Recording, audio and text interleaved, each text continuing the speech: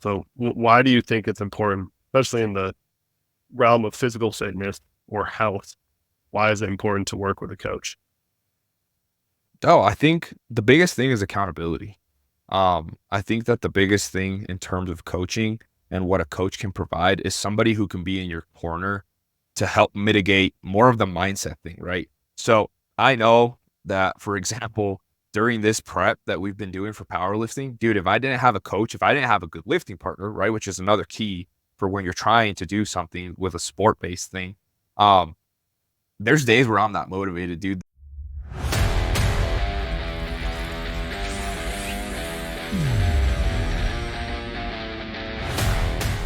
Welcome to Iron Summit, where we cover topics about health, fitness, and general performance through the eyes of former elite Division I wrestlers. All right, let's roll. Today we have Jonathan Ramirez, aka Jonny RAM. Johnny is one of my good buddies here, training partners. Lives at Mountain Barbell with me. Johnny is the head coach and owner of Evolve Fitness, which is online training / coaching company. Johnny has a lot of clients and coached a lot of people from varying backgrounds, from mom trying to get in better shape to bodybuilding and physique competitors. So he has a wide knowledge of expertise in the fitness world, from training to diet to lifestyle choices. Johnny's also been a competitive bodybuilder himself and is doing a powerlifting competition with me in like 3 weeks here. So I'd say Johnny is just an overall training / strength sport specialist. And today we're going to do a little different approach to our episode. We're just going to kind of chat with Johnny for the next 45 minutes to an hour here and see what topics come up. What's up, Johnny? What's up, guys? Awesome. Thank you for having me. Excited. Heck yeah. I think Yeah. Max forgot to add, like, you go to Johnny's Instagram, he's squatting like 600 pounds over here yesterday. Like, I'm excited to see you two compete, and this is gonna be sweet. Yeah. There should be some good numbers. Yeah, definitely. I mean, I got peer pressured into this by Max, but it'll be I don't fun. know if Johnny peer pressured himself into it. Here's the story. I've been trying to get Johnny. I've tried to, like, Mountain Barbell, my gym here in Avon, Colorado. I've been trying to collect all the big guys around the Vail Valley, which the Vail Valley is like Vail to Gypsum. It's just like I don't know, Johnny, what, like a 30-mile stretch on I-70? Around there, yeah. Yeah. I've been trying to collect all the big guys in the Vail Valley, like Pokemon cards, right? And I messaged Johnny and he was like, yeah, I'll come in. I ran into Johnny in the movie theater, literally sat next to each other for Dune Part 2, chatted a little Great bit after the movie. movie, finally got to meet him. Yeah, it was Dune's amazing. Finally got to meet Johnny in person, though. Everyone's been saying, like, you got to get the Johnny guy. I finally got Johnny to come into the gym. I was just like, hey, come in and train. I'll be here at this time. I'm prepping for a powerlifting meet, so I have like heavy deadlifts. It's a very powerlifting specific workout I'm doing. And Johnny shows up. He's like, yeah, I'll just do it with you. I was like, all right, cool. This bodybuilder is just gonna hop in and do my powerlifting workout. But he got in there and he pulled some really good weight. I think in Johnny's mind, like, a little light went off. Like, I'm pretty strong. And you've messed around with powerlifting before, right? Yeah, so when I was in college, I actually was trying to do a powerlifting meet, and I actually was doing pretty good. I was pretty strong back then. I was about 20 years old when I started that, and I actually ended up getting like a minor tear in my patellar tendon, and so that killed me, and that kind of like got me out of it, and that's when I kind of like gave up the whole like heavy lifting, and I was like, yeah, maybe just focus more on the bodybuilding side of things. Yeah. But anyway, Johnny Yeah. talked himself into this powerlifting meet, not me. Johnny was like, after he finished that workout, he was like, man, you're going to get me into powerlifting, are you? I was like, dude, it's fun. It's up to you, though. It's And then, like, 2 weeks later, Johnny was like, I'll do it. I'll do this meet with you. I was like, heck yeah. I think that's such a great way though. Like, you get around Max or like somebody like yourself, Johnny, and you're just gonna level up your fitness game because it's like, this guy's doing it. I'm just gonna like absorb this knowledge and this training. Like, Max had Rob with him for a while, who was originally with us with this podcast. And I think Rob came in at like what, like 175 pounds. And then just being around Max and just seeing how Max eats, Max trains, and just kind of doing it. You know, he was like 210 in like a couple months and just like put on all this mass. So it's funny. It's good to be around good people and you guys level each other up. Yeah, Yeah, dude. for sure. Having a good training partner is really, I think it's important for no matter what you're trying to achieve. That's the biggest thing from college too. I feel like I miss, like, you get, regardless of what the training style is, like, you get such a better workout when there's like music blaring, you're around 30 guys, and like a little bit of your ego comes into it, and you're trying to, it's easy to get up for a big squat when you got 30 guys screaming at you versus like, some headphones on you by yourself, and you're hoping you don't embarrass yourself in front of some grandma behind you. What gym are you lifting at? Well, right now at Stanford, but like a 24-hour fitness or something. Yeah, for sure. No, it's been awesome having Johnny to train with. Oh, that's sweet. Johnny, how'd you get into like fitness, lifting, meathead? Well, give us a little bit of your backstory. Yeah, dude. So actually, my dad started lifting when he was like 30. Just local rec center dude. I remember he used to come home with like these tubs of like mass gainers, and my dad started off as a relatively skinny guy. Like a lot of people see him now and they're like, Jesus, this dude's huge. And it's like, I've seen his evolution from when I was like 10 years old.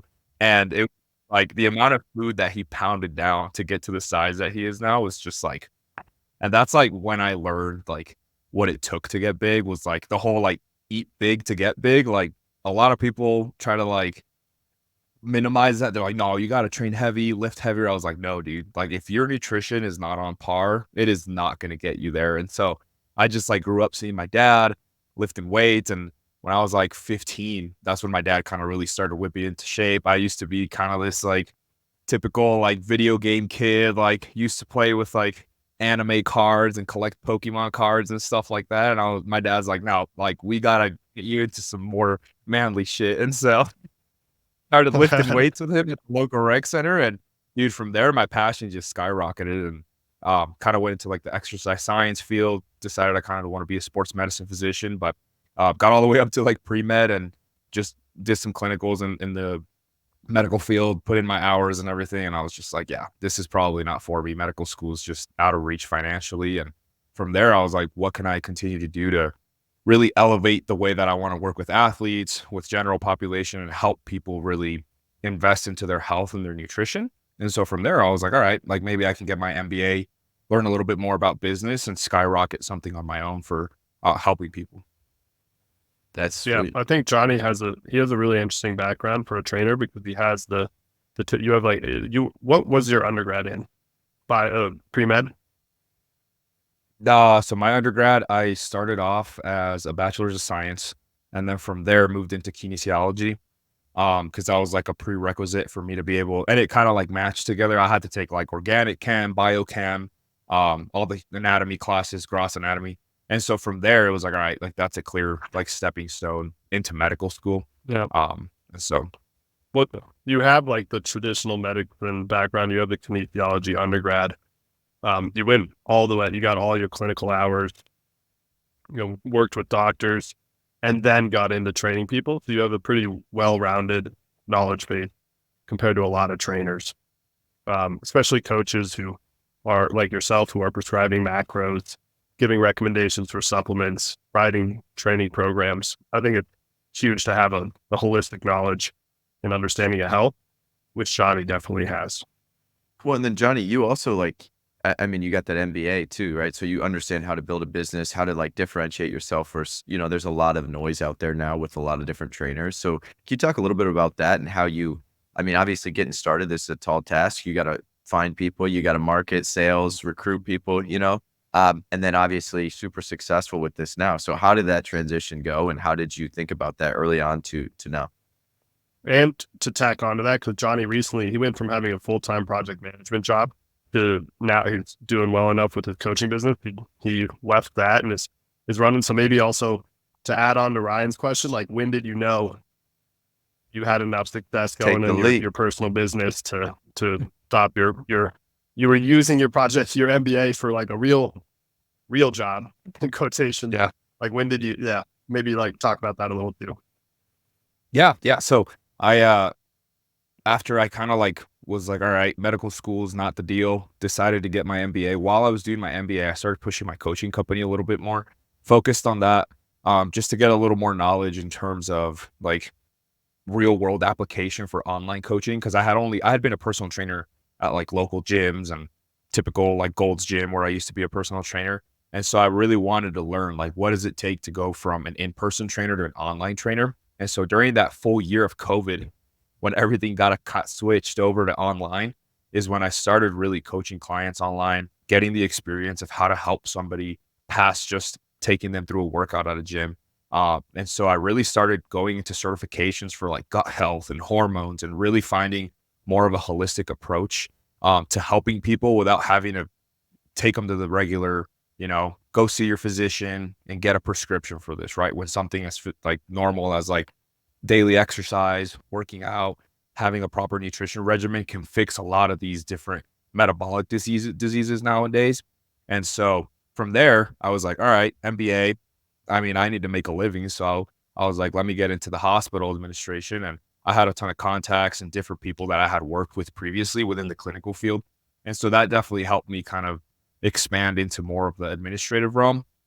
Kind of started working as a project manager for a hospital out in Denver, was there for about a year and a half. And during that time, I just really started focusing a lot into the coaching aspect, kind of marketing myself, showing people the results that they could get with online coaching. And then from there, I was just like, it was more of a time thing. I think about 5 months ago when I first started kind of like getting into the idea of, hey, like maybe I can make this a full-time gig. I had bumped into Max at the movies, like you said, and we got that lifting together. And that's when I kind of realized, like, damn, like I'm actually really busy because Max would be like, yo, can you lift at this time? And I was like, shit, I don't have that much time. And so I was like, and he like brought it up to me. He was like, well, how many clients do you have, Johnny? And I was like, oh, I have this amount at that time. And he was like, oh, he's like, dude, are you like, how do you manage all of that? And I was like, that's true. Like, I need to take a step back and realize like what I want to do moving forward.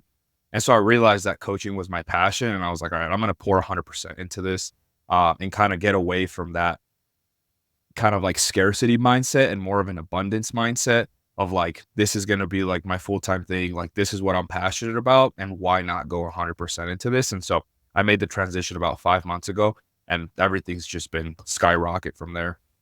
So did you kind of self teach that? Like, obviously you went to school, learned a lot of these applicable skills, but like building a business, there's a lot of stuff operationally that you probably had to figure out some unique problems. Did you like, do you read stuff? You're looking up stuff. You got mentors. How did you figure this out? Or are you just kind of like trial and error until something sticks? No, dude, honestly, I'm a big advocate of always being a student of life, and really always having that mentality of like, there's always more to learn and there's always more to teach. And so for me, it was really big growing up, having mentors, having coaches, having people that could really, provide me with the knowledge of, hey, like they're here, I want to get there. How do I get there? Right. And they're the perfect example of who can teach you how to get there. Right. And so, my dad is a business owner. He's been an entrepreneur for over 30 years.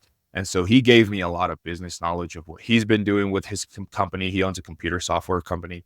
And so he really taught me the base foundation of business. And then him and I had a joint venture to start a tax company. And so that's something I also do on the side.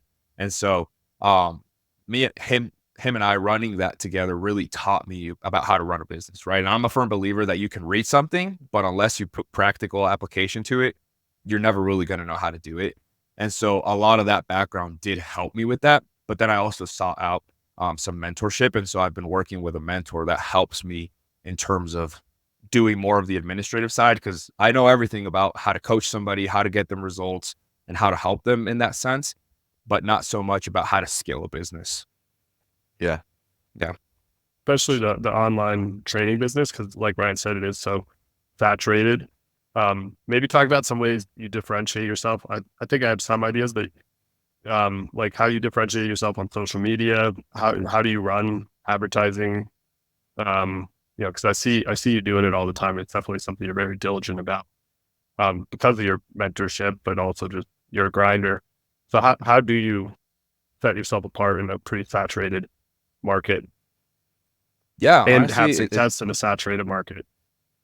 yeah, honestly, I feel like it's more about being yourself. I think a lot of these coaches fall into this kind of bad habit of just copying what everybody else is doing. And they're too scared to really show themselves as who they are and what they can provide to people, right? I think we all have our own unique personalities. And at the end of the day, you're not selling a coaching program, right? There's only so many ways you can prescribe macros, that you can prescribe a training program. There's only so many ways you can do some sort of marketing or video, right? But what matters is you're selling yourself, right? People want to work with you. They don't want to work for the type of macros you can prescribe them or the workouts. It's more of like, who is Jonny?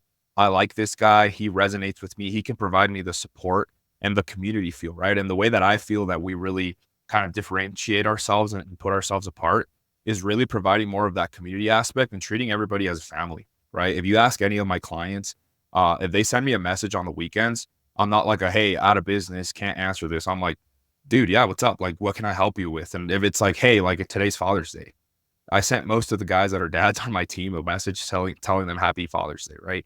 A lot of coaches won't do that because sadly in today's saturated market, a lot of people get into this for the money, right? And they don't get into it for, hey, how can I help this person to change their life, right? How can I help them to reach that ultimate goal of stepping on stage or losing 100 pounds or getting rid of PCOS or being able to have a healthy enough body to have a pregnancy, right? And so it's really one of those things where we really take more of an approach of a family-based company of, hey, like anytime that you're part of something that we're providing you with, you're more of a family member versus just another client. Yeah, absolutely. I think the other thing too, man, and we've talked about this the last couple podcasts with different people, and like just thinking about stuff. Like, you really practice what you preach. Like, I think just looking at, I mean, knowing you a little bit, knowing your social media, it's like, I'm not going to trust a skinny chef, you know? It's hard to trust, you know, a coach that's not in Yeah. shape. And so, like, you're jacked, you're a good dude. Like, you can see your personality through your social media. And then I think that resonates with people too. So I think that's really cool. Because, you know, there's a lot of personal trainers, I think, that they'll tell you everything. And it's like, hey man, I don't know if you could do this and you're asking me to do this. So that's a cool part too. I think that's like leadership from the front. But at the same time, man, Sure. like, how do you balance so many different people, right? Because there's so many different goals out there, right? Like you just mentioned a lot of different goals for people.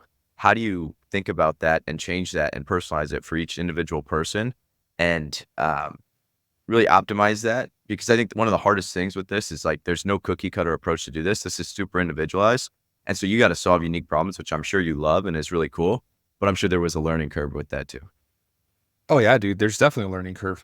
And the thing is I use my strengths and what I know I can help a client with. And if there's something that honestly I can't help them with and it's just out of my scope of practice, that's when I bring in contacts, different friends that are knowledgeable within those areas of coaching, different providers, doctors, therapists that can help us with that, right? And so, in my sense, is how can I educate myself to the best of my ability to provide my clients with a full encompass program, right? Where it's not just like, oh, yeah, like I'm a strength and conditioning coach, and that's as far as I'll take it, right? I know everything about that. I don't want to know anything else. It's like, well, yeah, like that's cool. You can have a market for that. And there definitely is a market for that. But at the end of the day, it's like not everybody's going to be a power lifter. Not everybody's going to be a bodybuilder. Not everybody's going to be an athlete. And so how can you take that approach to provide a service to help somebody who's looking for something that not everybody is providing, right? Because I feel like in today's, fitness world, there's a lot of misinformation out there, lots of fat diets, lots of 90-day challenges, and you'll look like this after this and false promises where it's like, well, if I have a client who is just overeating and that's the only reason they're overweight versus somebody who has hormone dysfunction, they have gut health problems, they're dealing with a lot of stress in their life, that person's not going to lose his weight as easily as somebody who's just been overeating and all they really have to do is be in a calorie deficit, right? So it's really beyond that of like continue to be a student to learn more for your client. But I feel like that's something else that differentiates us, right? Is I take my knowledge a little bit further where I'll be reading books, looking at podcasts, working with other coaches who are more knowledgeable than I am to learn from them so that I can provide those services for the client. Yeah, let's talk about that a little bit because you have a coach, I have a coach, you have a mentor on the business side of things. Like let's talk about, and you coach a lot of people. Let's talk about the importance of just having a coach and why. Because I think a lot of people, one of the biggest mistakes they make is they're like, I can do this on my own, or I'll get a coach for like a month and I'll figure it out, and then I'll try and do it on my own. So why do you think it's important, especially in the realm of physical fitness or health? Why is it important to work with a coach? Oh, I think the biggest thing is accountability. I think that the biggest thing in terms of coaching and what a coach can provide is somebody who can be in your corner to help mitigate more of the mindset thing, right? So I know that, for example, during this prep that we've been doing for powerlifting, dude, if I didn't have a coach, if I didn't have a good lifting partner, right, which is another key for when you're trying to do something with a sport-based thing, um, there's days where I'm not motivated, dude. There's days where my elbows hurt, where there's like, damn, like I don't want to go lift. I don't want to do this. But having somebody who's sitting in my corner telling me, like, hey, this is how your program is going to be. Trust the process. Like, this is what it's going to take you from point A to point B. And teaching me things that I probably haven't done before, right? Because this is my first time powerlifting, right? I've been learning a ton from you, a ton from our coach. And so things that help us to progress forward, right? Whereas otherwise, if I was doing this by myself, I probably would have already dug a hole in terms of overtraining, not knowing how to properly eat for this given sport, right? Or how to perform the best that I can, right? And so aside from that is really the personalized guidance, right? It's like, who are you? Where are you right now? And what do we need to do to get you where you are, right? There's people that compete at different weight classes. There's people that live different types of lifestyles that have different goals, right? Nobody can fit that same cookie cutter approach. So when you have a coach, you have somebody that can give you that personalized guidance versus nowadays, it's like, yeah, cool, go get a $50 a month subscription. You get a ton of different workout plans, but it's like, dude, you're one in a million. Like, what works for Ryan, what works for Max, what works for myself, it doesn't work for each of us, right? We're all different. I can't eat the same amount of food that Max eats. I know that Ryan can't eat what Max eats or what I can eat, right? So it's like, Hey, what are we? hey, hold on. In one sitting, yes. Consistently, no.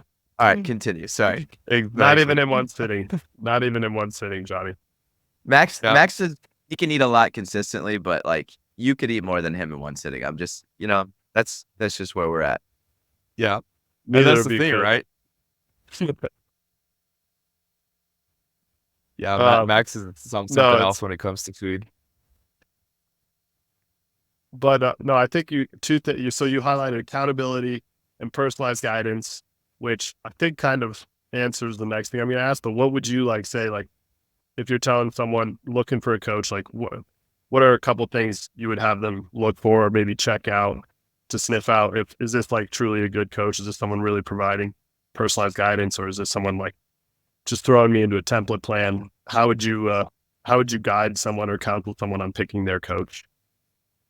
Yeah, I think first and foremost is kind of realistic expectations and goals, right? If you sign up for a coaching program and the first thing your coach tells you after you tell him what your goals are, and he's like, "Yeah, we can accomplish that in 3 months," and you told him you want to lose 50 pounds, run the other way. That's not going to happen, and he's just doing it to take a big buck. Whereas, like, Mm. you have to be realistic with these goals, right? It's like me saying, like, "Oh, coach, I want to squat 700 pounds at this meet." It's like, and I've never squatted more than 550. Like, how on earth am I going to get to 700 pounds when like a 10-pound increment is already a great goal to have, right? And so it's one of those things of, is this coach setting those realistic expectations? And are they taking the time to show you, hey, this is the periodization that we're doing. This is how your nutrition is going to look for this given phase. Then we're going to move you into this, and then we're going to do this versus just like, oh yeah, I can give you a fat loss plan and a training plan, right? Because odds are you're probably just going to get what your next door neighbor got. And that's probably not going to work very well for you. You'll probably make some progress, right? But then at the end of the day, 5, 6, 7, 8 weeks go by, you hit a wall. Where are you going to go past there? So how long would you say would you expect somebody to sign up with you in order to see some changes? Because obviously this is a long time thing. Like fitness, everybody wants instant gratification, like lose 20 pounds tomorrow. But like setting those expectations from the start and being like, listen, if you're only with me for a month, we're not going to really see much progress. So what kind of time frame would you give somebody if they're like, I think this is a good coach, let me see how this first cycle goes? How long would you think that takes? Yeah. Well, in my personal experience, our clients work with us on a long-term basis. I will never take a client for less than 6 months, because I don't like to sell unrealistic expectations, right?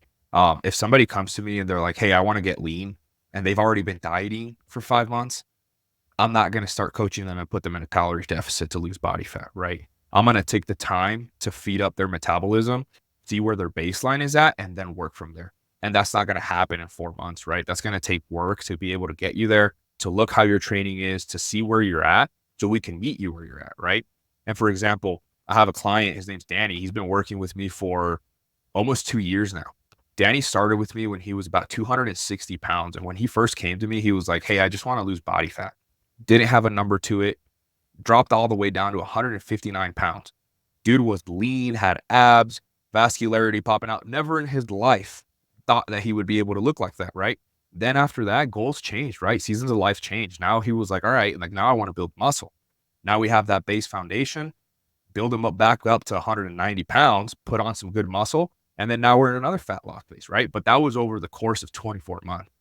And so we really want to take a realistic approach of like, hey, where is this person at? How can we help them? And yes, you will have people that make awesome progress in 6 months and they gain enough knowledge to be like, "Hey, coach, thank you. Like, I learned enough from you. Like, now I can take this tool set and move on from here and use this to continue to make my progression in my goals," right? But then you do have people who are beginners and you have to take them through the various stages to teach them how to continue to invest into their health. Yeah, Yeah. that's makes a lot of sense. One other question I I thought want to about, and just, maybe oh, go go ahead, ahead. Ryan. I was just going to say, so to sum up, before we move on to the next topic, to sum up kind of what you should look for in a coach, what I heard was like realistic. That's a huge one.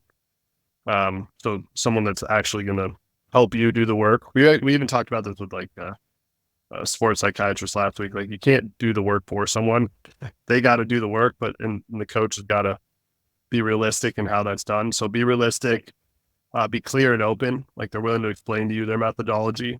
It's not like some magic curtain. Long term, which I think goes to that realistic thing, but probably if a coach is offering you short term fixes, not a great coach, and then detail oriented. Is that a good summary? Yeah, definitely. All right, Ryan. Sorry. No worries. You. Yeah. So Johnny, what about I mean, you do this for a living, right? I'm sure you have a lot of friends and family asking you for like a lot of advice here, and you only have so much time in a day. How do you think about that? Is that an issue where you're like, listen, I can't just program all these different things. Like I got this, and this for work. Are you constantly getting like people asking for different things from you? And how do you balance that with, I'm sure those are awkward conversations where you try to help people out, but it gets to a certain point where you're like, listen, if I'm going to do more than this, you're just going to have to sign up as a client because I can't just like spend all this time because this is like actually my job and my profession. How do you navigate that? Yeah, actually, my family has always looked up to myself, right, and to my dad, just kind of seeing how our nutrition and our training and how athletic we've always been since a young age. Um, and so for me, it's a blessing to be able to have this knowledge to better my family's generations, right? With health, with the knowledge that they can do. I provide a ton of free content and different advice for friends, family. Even if a random stranger hits me up and he's like, dude, I'm struggling with this, like I will gladly take the time out of my day to help them out. Because what I'm trying to do is provide value and as much value as I can. Now, if you're like, hey, like you keep coming to me back every single day asking for advice, then all right, maybe let's hop on a call and see if coaching is a good option for you. Because all these questions you're asking are indicating that you're probably not at that level where you can kind of learn how to do this by yourself, right? And so the way that I navigate it, right, is, family and friends. Funny enough, a lot of them are on my coaching roster. Yeah, that's And awesome. so, yeah, and it's cool, man, to be able to help my family members out like that and to have family supporting you, right, in your business and what you're doing as well. Have a ton of friends as well that do that. And so the thing there, right, is just having a happy balance of like, how can I provide free value for people and how can I still help people without charging them, right? Because I understand not everybody can afford coaching, right? Coaching can be a bit of a luxury at times. But how can I help them navigate their health, but still have a pricing structure to where they can also have a beginner level entry into coaching, right? I feel like in today's society, right, there's just like all these different types of options where you can give free value and you can direct them elsewhere, right? Maybe your program's not for them because all you do is one-on-one coaching. but you know of people or you know of good sources that can help them provide a training program or a good gym where they can go and be part of a good community where they could learn more. Heck yeah.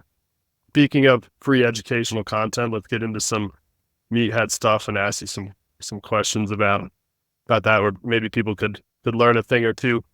One is so if you were to build a diet out, kind of nutrition, what are your favorite food sources? And depending on like getting leaner, adding muscle tissue, how do you look at prescribing macronutrients from a high level? Yeah. So high level, you take a step back, right? And so what I do is realize that we got a type A person and we got a type B person, right? Type A person is like, I need a structure. I need you to tell me what to eat, at what time to eat, and how much to eat, right? That's like I make my bed every day in the morning. Like I will not leave anything dirty kind of person, right? Then you got your type B person, right? Like more laid back, like I like macros, I like flexibility. I like to go out on the weekend and have a meal out with friends and still enjoy that balance and that best of both worlds, right? And it really depends on the person, right? Ultimately, they both work. People just in today's society are like, if you want to make progress, you need to have a strict meal plan, chicken and rice every day, right? But then it's like, well, it's all about energy balance, right? What does your body need and how can you fuel it that way? So what I do is based on the person, they fill out a questionnaire. They let me know exactly where they're at. And based on where they're at, right, their personality and what I know they're going to succeed with the best is how we move forward, right? Most of the time, general population will be macros. Athletes, bodybuilders, powerlifters tend to be a little bit more like, here are your macros and they can nail it because of the experience, or here's a tailored meal plan. In a sense, physique coaching is a little bit more strict. You have to know exactly how much you're eating, what's coming in, what's coming out to manipulate those sources to have a given look on stage, right? Whereas like a performance athlete, it's like, hey, Max, here's 5,000 calories. I need you to eat 30% carbs, 50% fat, and 30% protein, whatever it is, right? And so it really is based on the person, what they're trying to accomplish and do. At the end of the day, it's, are you eating enough for that given specific goal? Now, on my preference, I'm more of a carb guy, so I like more carbs. Sadly, I'm not eating a lot of carbs right now because I got to make weight. So, as many know, carbohydrates can hold water in the muscle, so that's why we're doing that approach. Don't want to get too into a loophole there, but definitely in terms of foods, right? I like to provide a list of foods, right? I give every client a general list of proteins, carbohydrates, fats, typical foods that everybody can use for different recipes, different types of meals that you can combine at home that don't take you away from like enjoying your meals, right? If your food tastes good, you're going to want to eat your food. And so it's like, here is lean ground beef. Personally, my favorite, lean ground beef, red meat, any type of steak is my favorite. And then from there, I'm not a big chicken breast guy anymore. Too much of that when I was bodybuilding. So now I do chicken thighs, and a ton of Greek yogurt and like whey protein powder, right? Like those are like my main protein sources. And a lot of people tend to like those too, right? Because fattier meats tend to taste better. You can grill them, you can meal prep them in big amounts, and it's easy. As far as carbohydrates, I would say that jasmine rice is a big staple, very easy. Basmati rice. And so those are very easy staples to get carbs, right? Now, somebody who doesn't want to eat a ton of carbs, or maybe they're a little bit sensitive to carbohydrates, could include something like oatmeal, some types of fruits, quinoa. If you eat brown rice, I need to talk to you because I have no idea who actually likes brown rice in this world. Disgusting. Well, let's pause. I want to talk. I actually get this a lot. People are like, wait, white rice is better for you? I'm like, yeah. It like blows I mean, if you can eat brown rice, go ahead. But especially if you're a bigger guy who's eating a lot of food, like brown rice is really hard on your gut. And I think there's just this stigma that brown rice is better for you than white rice, which is just totally not true at all. Yeah. There's not. Yeah, And the white rice is just tastier and it's just as good. Isn't it arsenic too, or isn't there an arsenic argument with brown rice? I think there's a team. I think you'd have to eat like pounds of it. But then there's it's the niacin, right? That can in the riboflavins. Because all it is like they leave the shell on, right? Around the rice. Yeah. And well, it's mostly for the fiber content that a lot of people are They big say on it's brown better. rice. Yeah. And the thing there is just for sugar control. But a lot of people don't realize that if you're eating a bowl of white rice without carbs or fats, or without proteins and fats, yes, you're going to spike your sugar. And maybe white rice is not the best option for you if you already have a pretty high blood sugar. But that's why you combine a fattier protein, some healthy fats, or a lean protein with some healthy fats to lower the effect of that insulin spike from white rice. Yeah. Do you personally do that where you eat like your veggies and meats first to make sure that you got some stuff that's slowing down your carbs when you're eating your meals, or do you not even think about that? I'm bad. I'm very bad. I just like mix everything in a bowl and I will scarf that down. But that's more important, right? If you're like out of shape, right? Like that's more of an issue if you're, way overweight than somebody who's fit and working out. Like, because there's times you want to spike your insulin too. Yeah. And so the biggest thing there, right, is with like clients who have high blood sugar, have high cholesterol, you have to program in different types of foods to really fit where they're at, right? If somebody is insulin resistant and they're not processing carbohydrates, think of it like an oil filter. It's all gunky. It's not passing through, right? So you kind of have to do a cleanse, right? So you have to lower carbohydrate intake, increase fat, increase protein, let their body become resistant to or become sensitive to carbohydrates again and not be so resistant, right? So it's kind of like giving your body an oil change. And at the same time, obviously losing body fat and working out is going to help them control that blood sugar a lot better and bring those blood sugar levels down. Yeah. Yeah. I think it's a misunderstood tool, blood sugar. It's not by itself, a spike in blood sugar is not a bad thing. It can be a good thing. Like post-workout insulin is extremely anabolic and will help you store, create new muscle tissue and store the food you're eating where it's supposed to be stored. But like you said, if you have a sedentary person who sits down and eats like 3 cups of white rice with no protein and already has a insulin resistance, it's probably not the best thing. So it's just like a little bit misunderstood the relationship between blood sugar and spiking that. Like Jonny and I, we go the Black Forest gummy bears. Have you ever had those, Ryan? No, you sent me what's the powder? Tapioca maltodextrin. That stuff's good. Yeah. But no, Black Forest gummy bears. They're from Costco. They're organic gummy bears. They're amazing. We just eat those post-workout because you want the insulin right when you're done training, or at least we do, but we're not. We have healthy blood sugars. You got grass-fed, steel-cut, pasture-raised gummy bears from Costco. Pretty much. Jonny, I got one other question for you, man. Like, I know you've been traveling recently. I think you just got married, right? I did, man. Yeah. Congratulations, man. That's awesome. Thank you, man. That's sweet, dude. But traveling and staying up with fitness and stuff like that, you got some tips for, when your diet's kind of getting thrown off? How do you think about food when you're on the road without like obviously obsessing over stuff and trying new things, but also kind of staying on track with your goals enough to where you can kind of lock it back in once you get back in your routine? Yeah.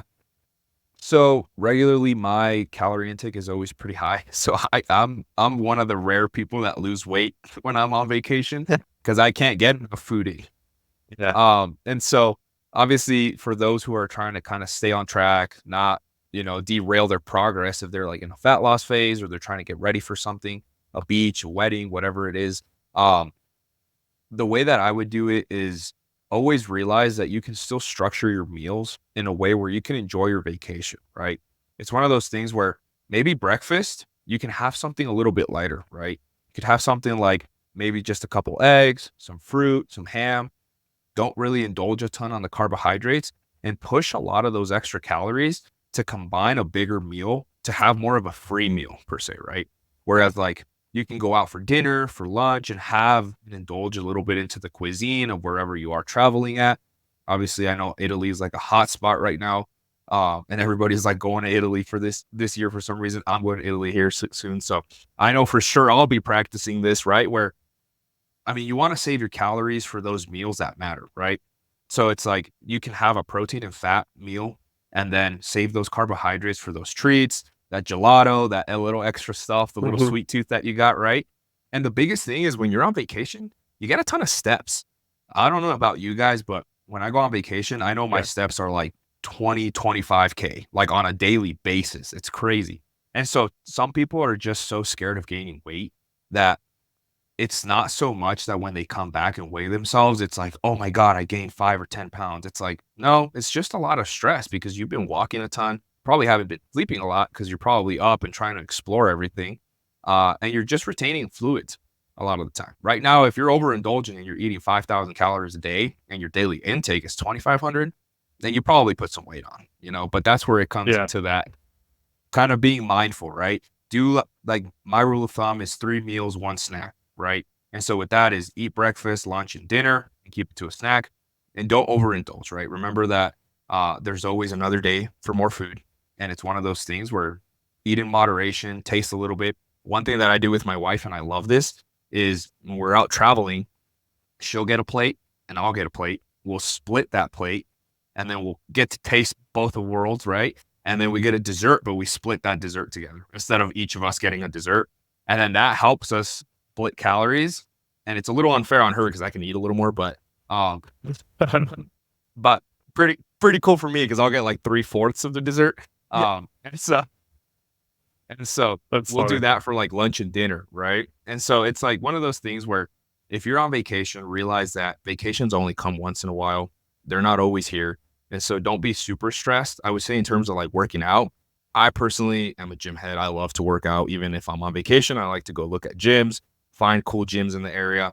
But if you're just like an average, like daily, person of like, hey, like I like to work out for my own health, by all means, do a couple workouts, but don't go breaking records and try to find gyms where you can lift as heavy as you can. It's a good time to give your body a deload, and odds are general population are never taking deloads or giving their body a rest. So a lot of people actually come back from vacation and they're ready to hit the ground running because they're recovered and they've been eating a little bit more, and then they're actually making better progress after vacation. Yeah. When I'm on vacation too, if you want to get like that big meal in, if you do like going to the gym and you want to work out, like get that workout in so you get that post workout calories. And then the other thing to add to your fluid retention comment is also flying makes you retain a lot of fluid for several days. So that can also be responsible for the weight jump. People don't really, especially if you're flying far, like Europe, like going to Italy, you're going to retain 3-4 extra pounds of water for several days from a flight like that. Yeah. Yeah. I got a question. I want to hear Jonny, and then Max, I want to hear from you too. How do you think about fitness for your whole life? Because like fitness is such a cool thing where you can kind of go through different seasons, different phases, whether you're manipulating muscle growth, fat loss, like if you're doing more cardio stuff, more powerlifting, bodybuilding. How do you think about this? Like when you're 60, 70, 80 years old, like how do you think that'll change for you guys? And what do you see like, I guess in the short term, maybe the next 10 years, what are you going to do? And then 20 years, 30 years, how do you think about this? Or do you think about this? Yeah, I think for me, it's one of those things that I just value so much because of how it makes me feel. Um, if I don't work out and if I'm not eating whole food based nutrition, I definitely feel it, right? I feel fatigued. I feel tired. My digestion's off. I feel more inflammation. And so for me right now at this current stage of my life, hell yeah, I want to be jacked. I want to look good and, be able to take my shirt off and look awesome, right? But I know that once I start creeping into my 40s and my 50s, aside from looking good and feeling good, my biggest priority is probably going to be, hey, like I got kids now. They need me to be around. They want to play sports. They need me to be able to go to these sporting events and play with them and practice with them, right? And so I want to be able to be that dad that goes out, plays with their kids, doesn't get gassed out because their kid can run faster than them, right? And so I want to be that cool dad that's like developing them in a sense of like, hey, like this is what healthy nutrition and training can do for you and how it can make you and really pour into other areas of life, right? A lot of people tend to misjudge the exercise component of like, it's very egotistical of like, oh, you just want to look good, you want to be bigger. But it's like, there's so many more benefits aside from that pour into every area of your life. And then obviously when you're 60 and 70, right? I sure as hell do not want to be in a hospice. I don't want to be having other people take care of me and be an issue for my family, right? I want to be able to still be around, have grandkids at that point, be able to play with my grandkids and do all the things that I can normally do now and continue to function at a high level when I'm older. Yeah. Yeah, I think Jonny hit it on the head. I think if I were to make it short, I'll say I want to stay as jacked as I possibly can for as long as I possibly can, but do it in a healthy way. And there's actually real science to that. I think over 60 years old, the number one indicator for lowering all-cause mortality is muscle mass. Number one. So be jacked. Obviously, we've talked about this before, Ryan. There's different ways to get jacked. If you're blasting trend into your 60s, you're probably not There's trade-offs, you know? Hey, Yes. there's trade-offs. But if you're doing it in a healthy way, probably by resistance training, eating whole food, all the things Jonny just talked about, and doing it really like understanding as you age, you're not going to look, we're probably not going to be powerlifting, or you can powerlift, but you just understand you're not going to lift as much weight as when you were 20, 30, 40, when you're 60, 70. But if you're just resistance training, eating whole food, doing it in a healthy way, which means probably understanding you got to adjust your training a little bit, it's probably one of the best things you can do. Also, back to one of Jonny's former points, if you're jacked, you can eat a lot of food and stay lean. So it's like a cheat code. I call it critical mass. You hit critical mass and you can just eat kind of whatever and stay jacked. Dude, I get it. Go ahead. I will touch on that, dude. My dad is about to be 54 years old, and my dad eats like a machine. My dad is like pounding like 4,000 calories at 54 years old. People will look at him so weird in the family because they can't eat like that, or they gain a ton of weight. My dad will get like double servings of everything. He eats muffins, cookies, whatever the hell he wants. And he's in phenomenal shape, and he is able to live a high quality of life. And that's the thing, right? It's one of the things where it's like, the more muscle you have, the better you age. And it's like, I think I have the perfect example of like, I want to look like that when I'm 55, 54, and be able to push that into my 60s and just live a higher quality of life. Yeah. No, that's awesome. I love that. That's such a cool example. And then you gotta see it, growing up. And then now, I'm sure he's super proud of you. And then you'll pass him one day, and that'll be, I mean, not one day. I'm sure you're way more jacked than your dad, but that's a great example. You're in different areas, right? But so I want to get into some more meathead stuff. What do you think, like, favorite exercise? What do you think biggest bang for your buck? If I got limited time, I got three exercises. What are our top three? And why? As of recently, I have changed my opinion on this. Okay, but cool. I definitely think that your top three exercises, and the three exercises that everybody should be able to do in the gym, is a squat, a hinge, anything like a deadlift, a Romanian deadlift, or a split squat as well, and any type of variation of bench press, whether it's dumbbell, barbell, or a machine press. I think that those are three of the best bang for your buck, and probably like what I would say, like the stake of your workout and what you should really center your training around. Okay. Which is your favorite out of the three? Like if you... Ooh. Yeah. I think I know. I am very, very good at deadlifts. Okay. But I gotta say squats are definitely my favorite, and a lot of people know this. I was actually able to squat like 315 when I was like 15 years old. Dang. And so a lot of my older friends were always like, what the hell? Like, how is this kid so damn strong on squat? And so it's always just been like one of like my passion exercises that I've just been very dominant at and very good at. Yeah. Cool. Jonny squats like all quads, feet pretty close together. It's an impressive squat. It's like a real squat. It's like, dude, I saw him yesterday. It was crazy. Yeah, he's strong in that. Bench will be your favorite soon enough. Bench is getting up there, dude. I'm improving it, that's for sure. Absolutely. We my coach and because Jonny's never powerlifted, so we've had to adjust his bench from like a bodybuilder bench, which is good for growing your chest, to like a moving weight bench, which he's done well.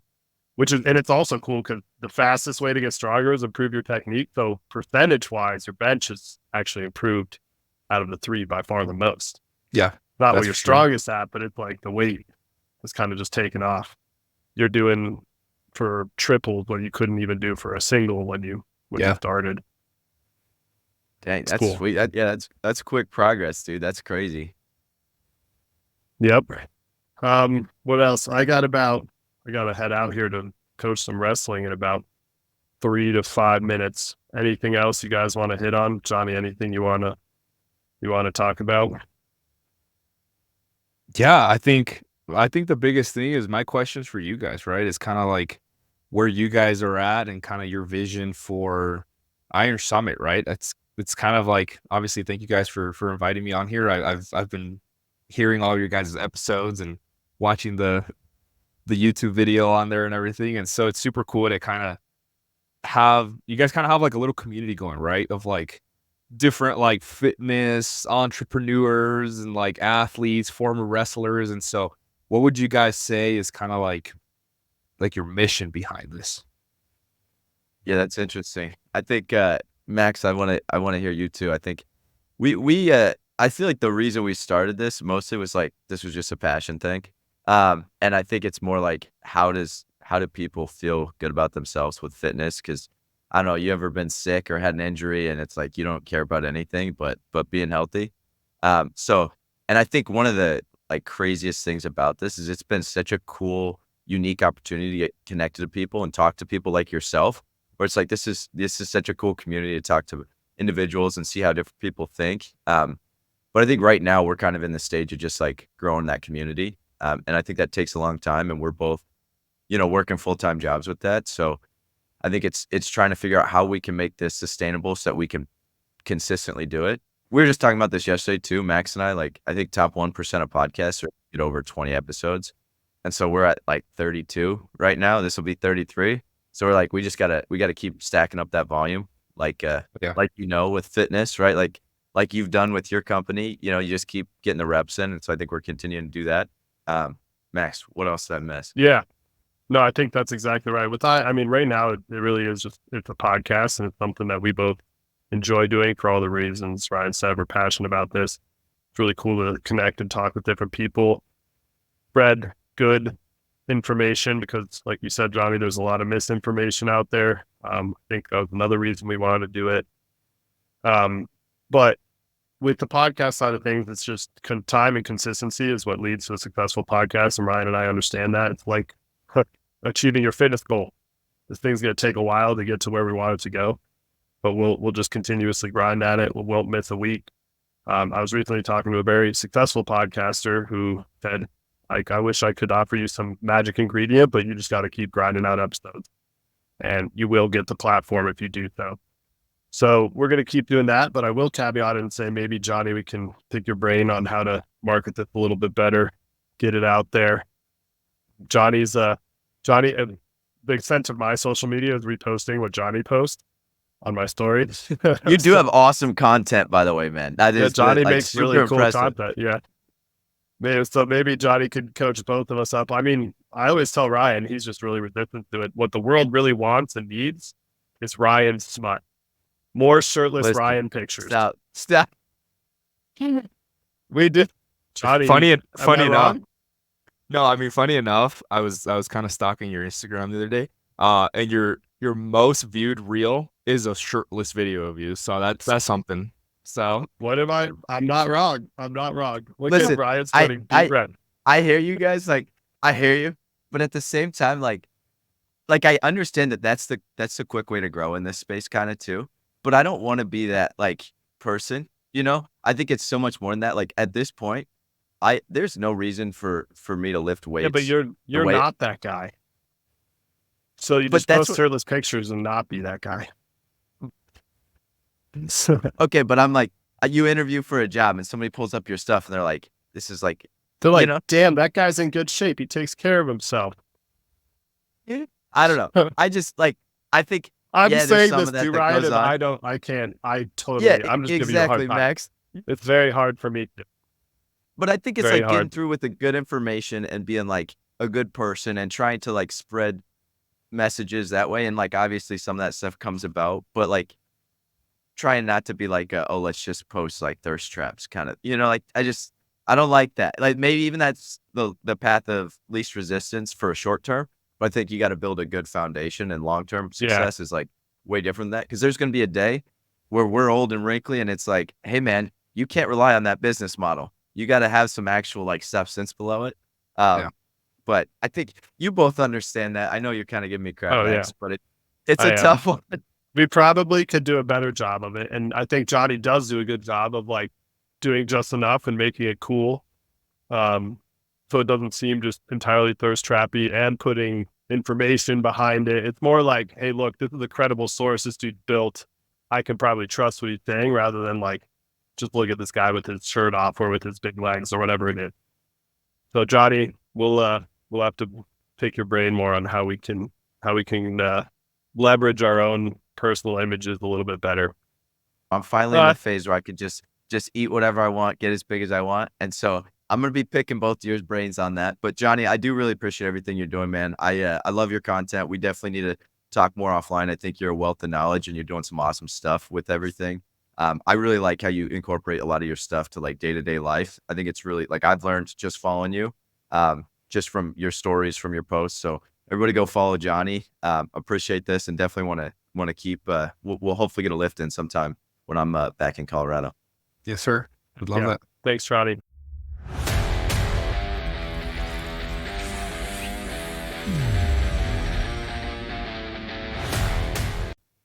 Awesome.